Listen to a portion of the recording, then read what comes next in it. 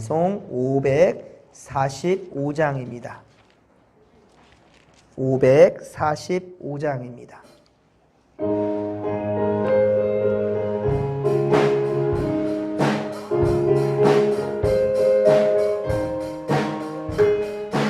이 눈에 아무 증거 한 입에여도 믿음만을 가지고 손을 걸으며 이 귀에 아무 소리 아니 들려도 하나님의 약속 위에 서리라.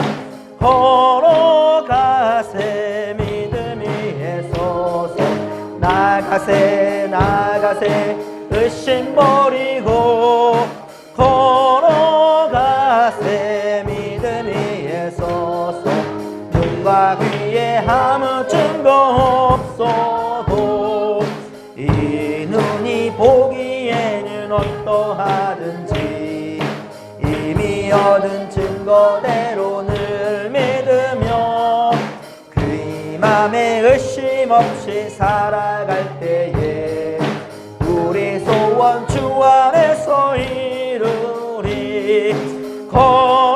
걸어가세 믿음 위에 서서 나가세 나가세 의심 버리고 걸어가세 믿음 위에 서서 눈과 귀에 아무 증거 없어도 주님의 거룩함을 두고 맹세한 주 하나님 아버지는 참 미쁘다. 그 귀한 모든 약속 믿는 자에게 능치 못할 무슨 일이 있을까. 아멘. 걸어가세 믿음 위에 서서 나가세 나가세 의심 버리고 걸어가세 믿음 위에 서서 눈과 귀에 아무 증거 없어. 3절입니다. 주님의 거룩함을 두고 맹세한 주 하나님 아버지는 참 미쁘다. 그 귀한 모든 약속 믿는 자에게 능치 못할 무슨 일이 있을까. 걸어가세 믿음 위에 서서 나가세 나가세 의심 버리고 걸어가세 믿음 위에 서서 눈과 귀에 아무 증거 없어.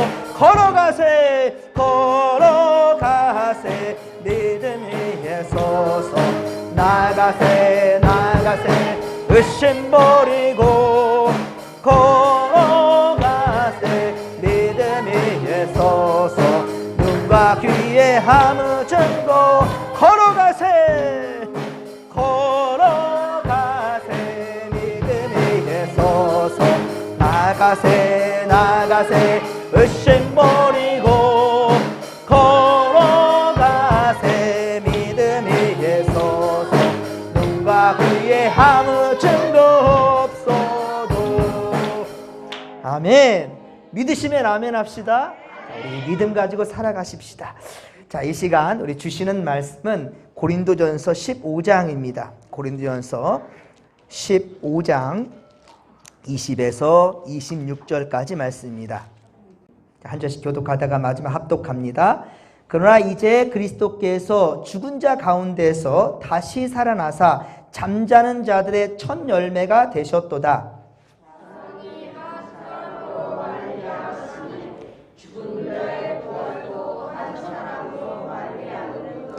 아담 안에서 모든 사람이 죽은 것 같이 그리스도 안에서 모든 사람이 삶을 얻으리라.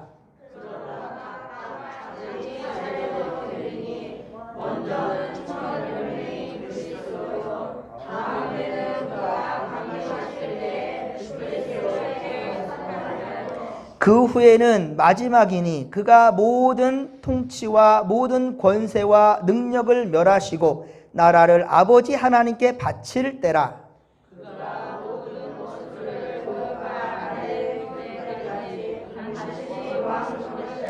함께 읽습니다. 맨 나중에 멸망받을 원수는 사망이니라. 아멘. 할렐루야. 우리가 부활절을 맞이하고 이제 3일째 우리가 오늘 보냈습니다. 우리 기독교 정신은 세상 어떤 종교에도 없는 부활입니다. 사람들은 죽으면 끝이라고 생각합니다. 아니면 죽으면 저 하늘에 별이 된다라고 말하는 사람들도 있지요. 그리고 선을 행한 사람은 죽으면 다시 사람으로 환생한다 라고 말하는 사람도 있고요. 그러나 악을 행하면 짐승 같은 그런 비롯한 세상 만물들로 그렇게 다시 태어난다라고 그렇게 윤회 사상을 말하는 사람들도 있습니다. 불교에서 그렇게 얘기하는 사람도 있는데요. 그러나 하나님은 사람을요 각각의 인격체로 만드셨어요.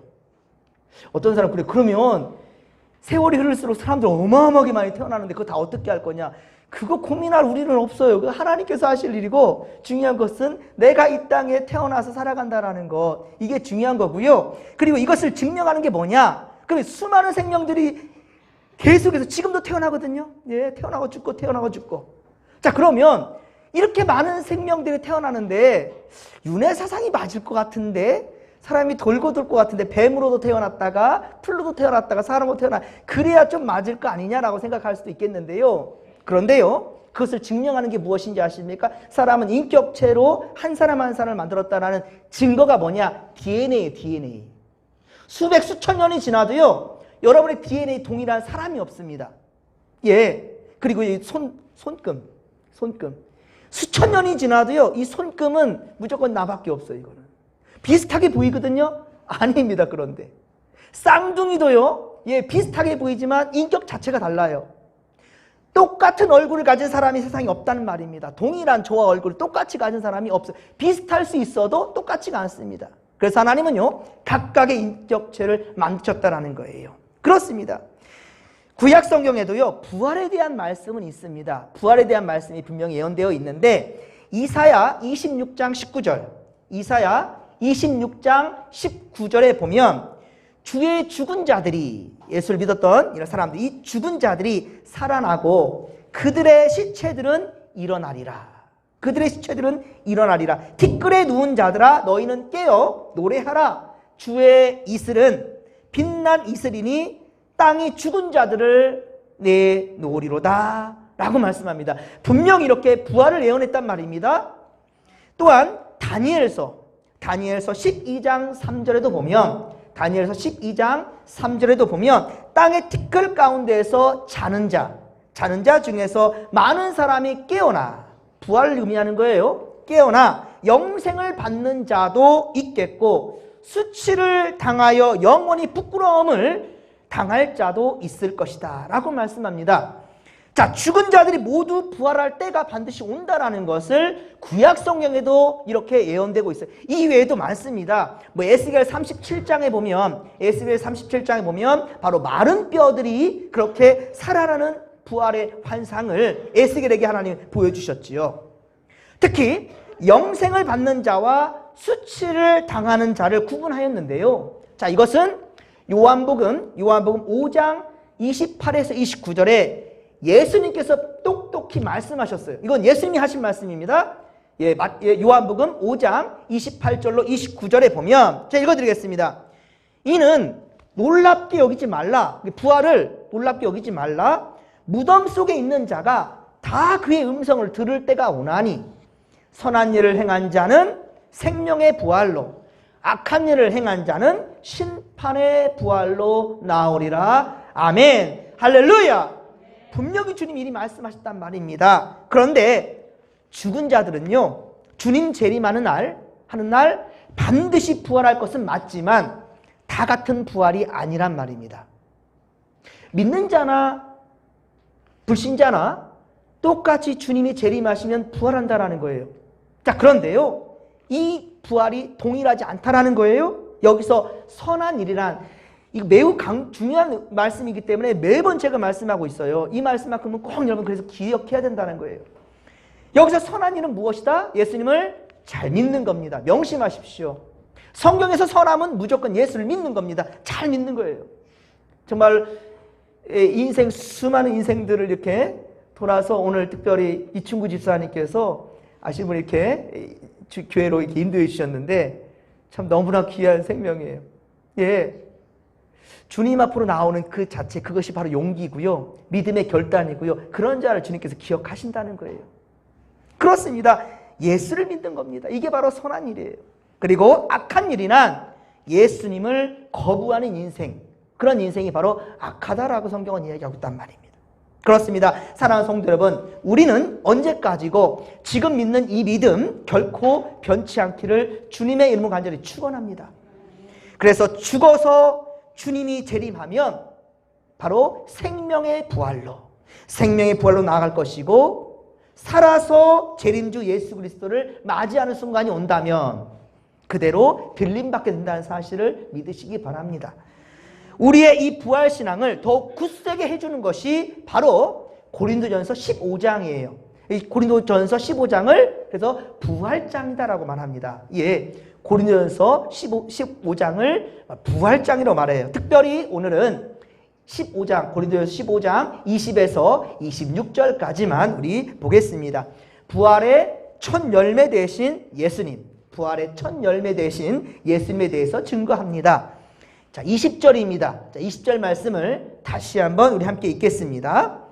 그러나 이제 그리스도께서 죽은 자 가운데서 다시 살아나사 잠자는 자들의 첫 열매가 되셨도다. 아멘. 그럼 보십시오. 죽은 자와 잠자는 자를 동일하게 지금 얘기하고 있어요. 그렇죠? 예, 죽은 자와 잠자는 자. 이제 그리스도께서 죽은 자 가운데서 죽은 자라고 말했죠. 그 다음 다시 살아나사 잠자는 자들의 첫 열매가 되었다. 그러니까 죽는 것과 잠자는 것을 동일하게 지금 말씀하고 있는 거예요. 그렇습니다. 잠자는 자가 깨어 일어나듯이 바로 죽은 자도 죽음이 끝이 아니라는 거예요. 반드시 깨어 일어날 때가 온다라는 것을 지금 말씀하고 있는 거죠. 그런데 예수 그리스도의 부활을 가리켜 잠자는 자들의 첫 열매다라고 표현하고 있습니다. 첫 열매라고 말하고 있어요. 자, 왜냐하면 예수님의 부활은 바로 죽은 자들의 부활의 시작이기 때문입니다. 그런데 성경에 보면 죽은 자가 다시 살아난 이야기가 있거든요. 예수님이 그 일도 하셨어요. 요한복음 11장에 보면 죽은 나사로를 살리셨잖아요. 그러면은 신약시대만 놓고 본다 한다면 예수님은 두 번째지 왜 첫 번째입니까? 라고 얘기할 수도 있겠고요. 자, 이게 무엇일까요? 예수님이 그리고 또 부활하실 때, 고난 받으실 때 수많은 또 생명들이 또 살아나는 역사도 있었거든요. 이거 뭡니까? 여러분, 살아났다 할지라도 그 생명은 바로 나사로는 다시 죽었어요. 예, 분명히 부활한 일은 있습니다. 하지만 중요한 것은요, 그들은 다 죽었습니다. 다시. 하지만 예수님의 부활은 달라요. 예수님은 다시 살아나셔서 지금도 살아계셔서 하나님 우편에 계시다는 사실을 믿으시기 바랍니다. 그래서 부활의 첫 열매라고 말한 거예요. 오였길 바랍니다. 그런 의미가 있어요. 그렇습니다.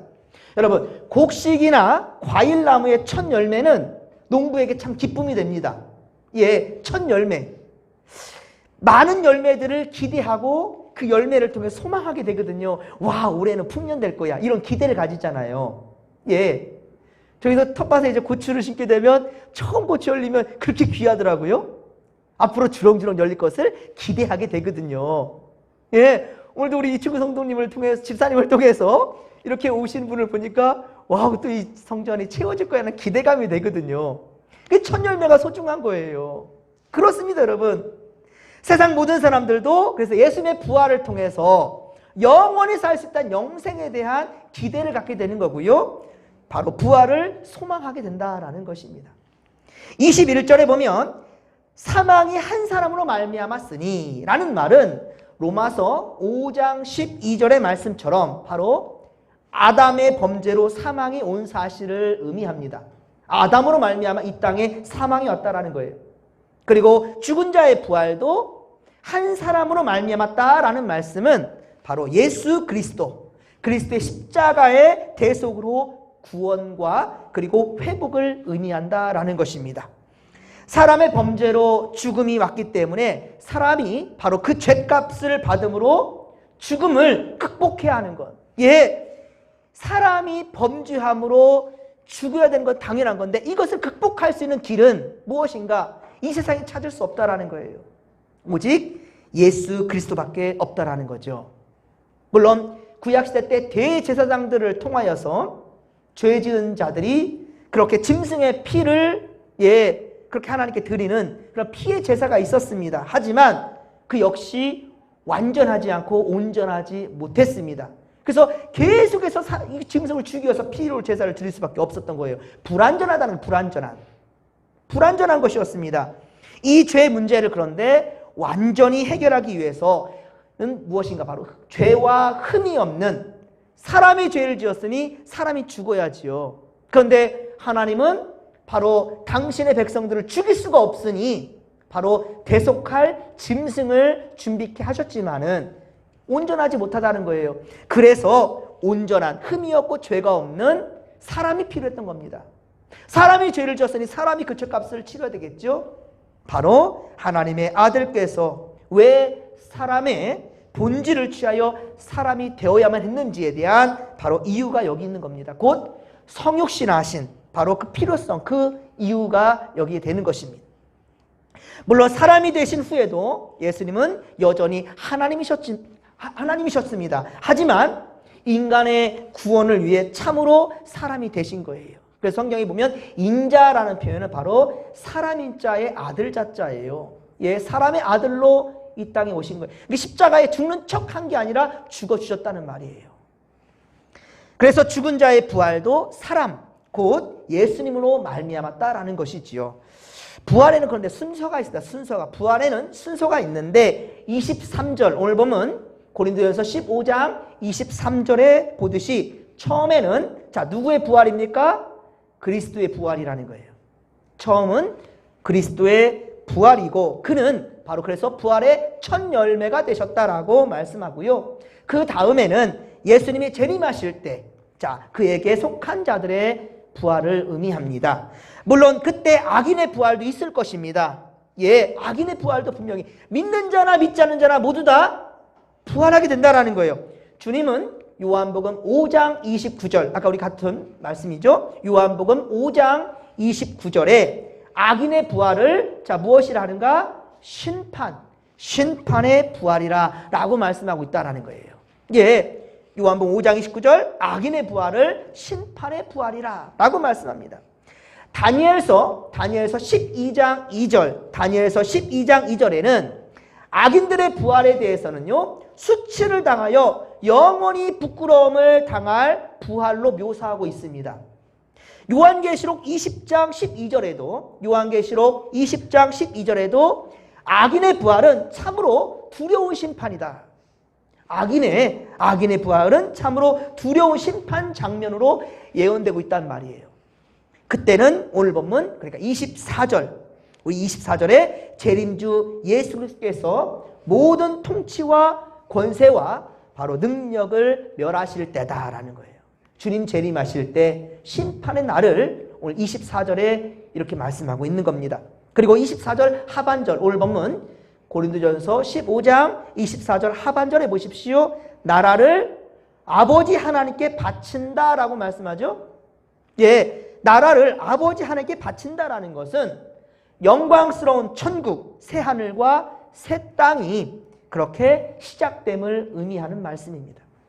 즉 마귀의 권세 아래, 이 땅은 바로 마귀의 권세 아래서 하나님을 대적하고 그리고 의인들을 핍박하던 세상 모든 나라들, 그들은 바로 우리 주와 그리스도의 나라가 될 것이다 라고 말씀하는 거예요.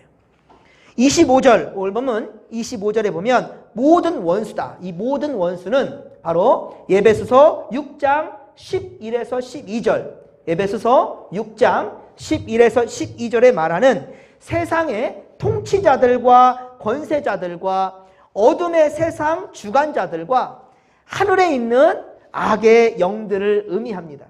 악한 영들을 의미하는 거예요. 지금도 공중권세 잡은 자들이 있다라는 거예요. 우리를 유혹하는 자들, 우리를 죄 가운데 무너뜨리려 하는 자들, 그런 자들이 있단 말입니다. 그래서 이 악한 영들과 상대하기 위해서는 뭐라 말씀하십니까? 하나님의 전신갑주를 입으라. 하나님의 그 전신갑주를 입으라라고 말씀하고 있다는 겁니다. 그리고 맨 마지막으로, 자 26절, 오늘 보면 26절 보면 맨 마지막으로는 멸망받을 원수는 무엇이다 합니까? 사망이라. 사망이라고 말합니다. 하나님은 인간을 창조하실 때요, 하나님 인간을 창조하실 때는요, 본래 영생하도록 지으셨어요. 아담과 하와를 만드실 그때 하나님은 사람에게 영생하도록 지으셨단 말입니다. 그런데 바로 죄를 짓고 타락함으로 말미암아 이 세상에 사망이 왔다라는 거예요. 죄의 싹은 사망이라. 죄를 지었단다면 분명히 사망이라고 말씀하고 있단 말입니다. 죄의 대가는 사망이라는 거예요. 그래서 아담과 하와도 결국은 죽음을 맞이할 수밖에 없었고, 그 이후로 지금까지도 사람은 어때요? 한번 나게 되면 죽음을 맞이할 수밖에 없다라는 거예요. 이게 세상의 이치가 되었습니다. 하지만 원래는 아니었다라는 거예요. 사람은 영생하도록 지었다라는 거예요. 그래서 예수 그리스도로 말미암아 그 무너졌던 관계에 이것을 바로 다시금 세워주셨다라는 거예요. 영생, 구원을 허락하신 것, 이것을 다시금 무너졌던 것을 연결시켜 주신 것, 끊어진 것을 연결시킨 것이 바로 무엇이냐? 예수 그리스도의 십자가다라는 겁니다. 그렇습니다, 여러분. 그래서 사람의 장례식, 세상에 이루어지는 세상의 사람들의 장례식은 그의 이 땅에서의 삶, 그 사람이 이 땅에 살았던 그 삶의 종말이 되는 거예요. 그런데 이 문제를 바로 그리스도의 대속 사역으로 극복할 수 있게 된 것이지요. 그래서 성경은 죽음을 무엇이라 말한다? 잔다라고 말하는 거예요. 잠들었다라고 말하는 겁니다. 잠들었을 때는 아무리 앞에서 그냥 별짓을 다 해도 몰라요. 그래서 죽은 자 앞에 제사상을 차리면 그 음식을 내 부모님 와서 먹는다? 아니라고요. 그러니까 제사상을 차리는 것은 사실 이것은 불효막심한 짓을 하는 거예요. 이 가정에 귀신을 끌어들이는 것이 되는 거예요. 그 제사상은 죽은 부모님이 드시는 게 아니라 조상이 먹는 것이 아니라 잔다. 자는데 뭘 먹어요? 잠들었다니까요. 성경은 잔다라고 표현합니다. 그러면 그 제사상은 누가 먹느냐? 악한 마귀들이 온다라는 거예요. 그러니까 악한 영들을 불러들이는 것이 되고 있으니 안 된다라는 거예요. 그래서 아시겠습니까? 그렇습니다, 여러분. 자, 그러나 여러분, 이 주님의 재림 때에 주님은 그러나 부활을 약속하신 것이고요. 예수님의 부활이 그런데 부정된다면, 예수님의 부활을 믿지 못한다면 우리의 인생들도 영생도 보장받지 못하는 것입니다. 우리 눈앞에 보이는 모든 것들도 다 공허할 뿐이지요. 마지막 심판의 날에 그것들은 다 불타 없어지고 말 것들이기 때문인 겁니다. 그러므로 인간에게 가장 중요한 질문이 있다면, 우리에게 가장 중요한 질문이 있다면, 나는 창조주 하나님의 소유가 맞느냐? 나는 하나님의 소유가 맞느냐? 나는 주님을 영접한 자가 맞느냐? 이 관계가 분명해야 된다는 거예요.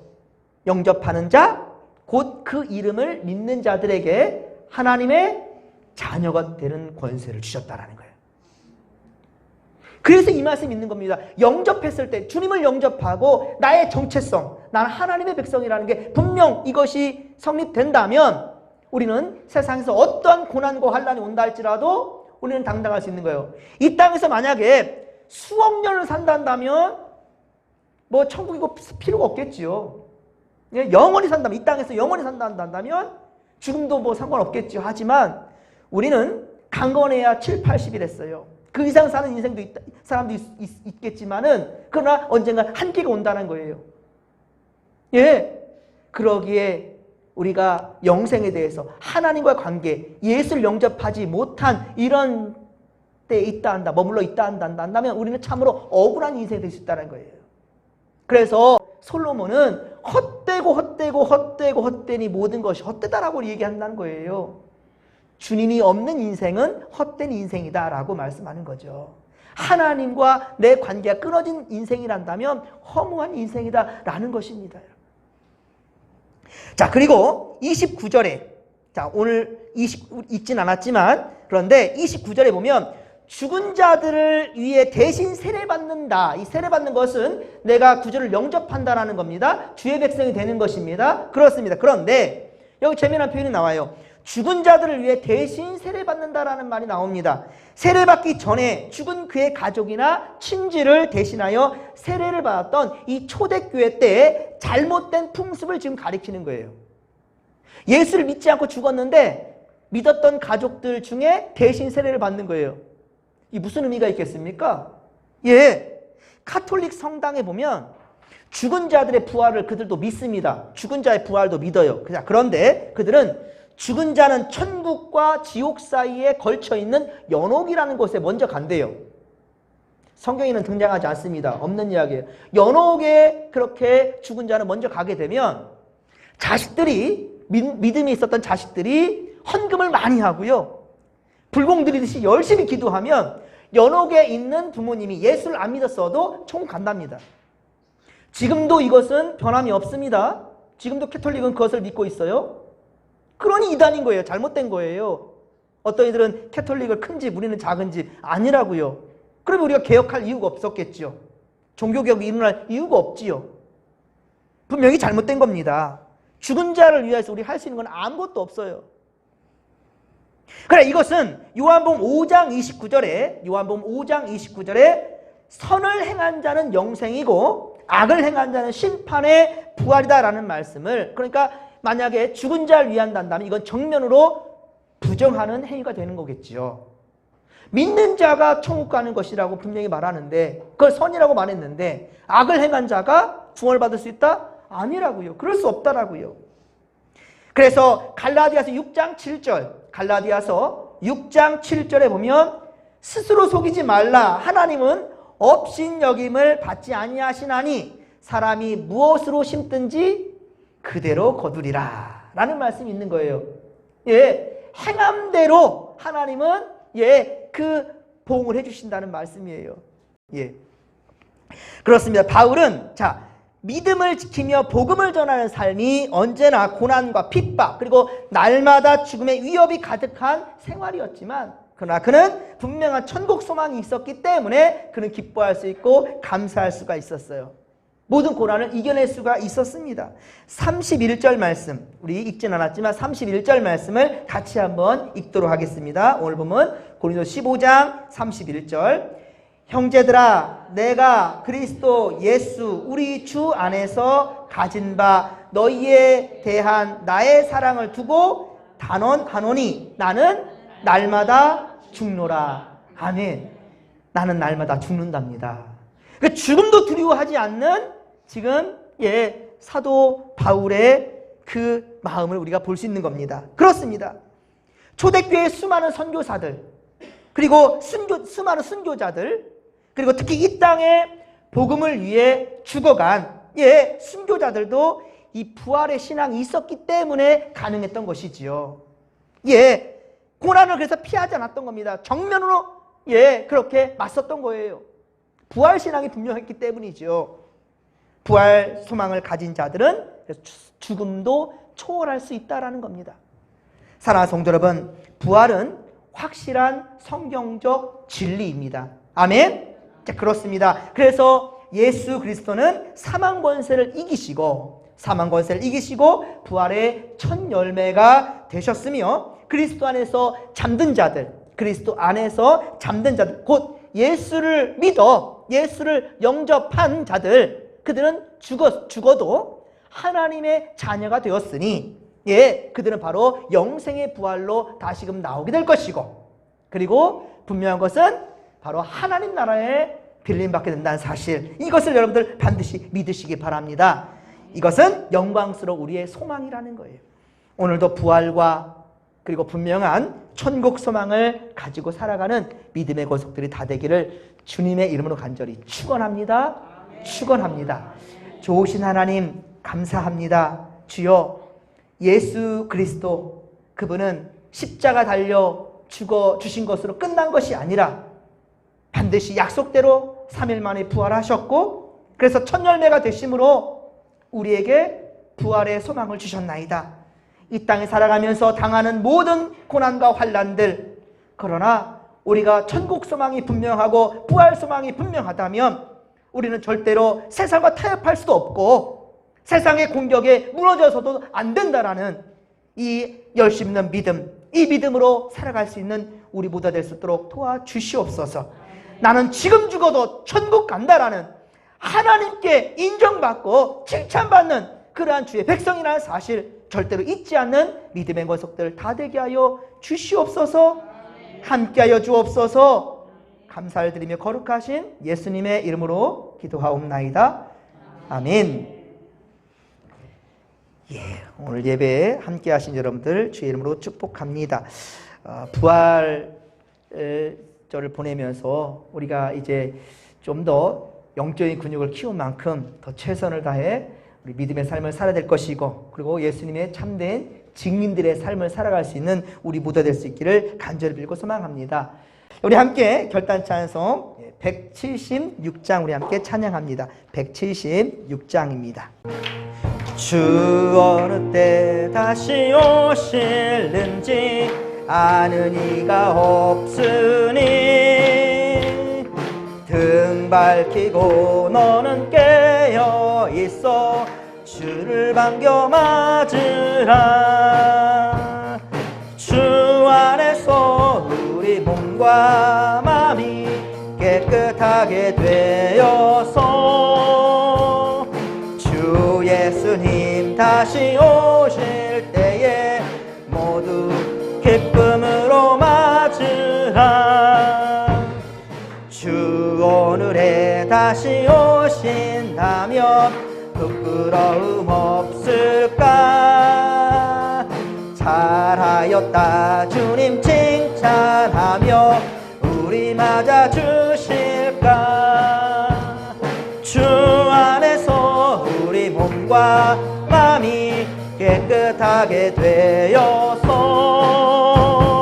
주 예수님 다시 오실 때에 모두 기쁨으로 맞으라.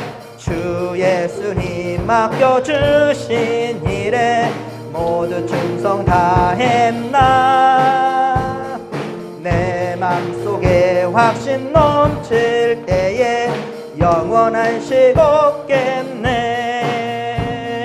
주 안에서 우리 몸과 마음이 깨끗하게 되어서 주 예수님 다시 오실 때에 모두 기쁨으로 맞으라. 주 예수님 언제 오실는지 한밤에나 낮에나 늘 깨어서 주님 맞는 성도 주의 영광 보겠네. 주 안에서 우리 몸과 마음이 깨끗하게 되어서